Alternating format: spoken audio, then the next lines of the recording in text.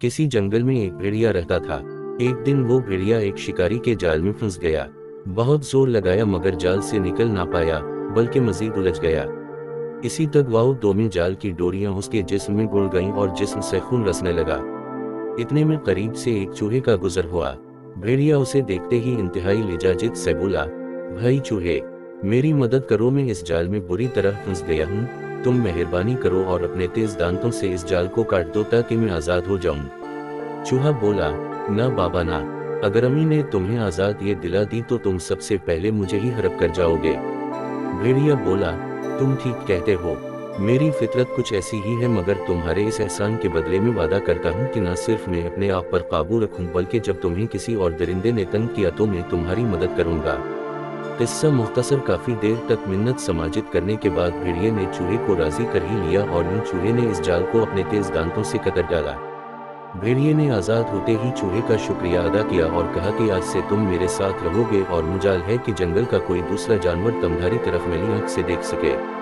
चूहा बहुत ही खुश हो गया और नन्हा सीना फैलाकर जंगल में घूमने लगा।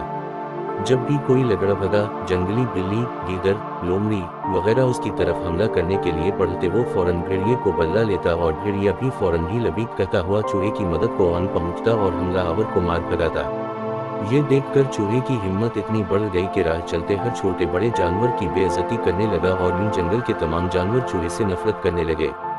एक दिन कुछ शिकारी दोबारा जंगल में आए और उन्होंने भेड़िए पर गोली चलाई। गोली भेड़िए की टांग पर लगी पर जान बच गई। लनगड़ा भेड़िया अब शिकार करने के काबिल न रहा। मजदूरी की हालत में भूख की शिद्दत बढ़ती गई मगर कोई भी जानवर शिकार न कर सका।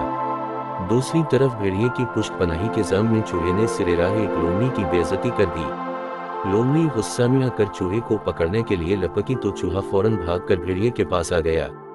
लोमड़ी ये देखकर दूर ही रुक गई मगर मोटे ताजे चूहे को देखकर भेड़िए की नीयत में फुतूर आ गया और भूख चमक उठी।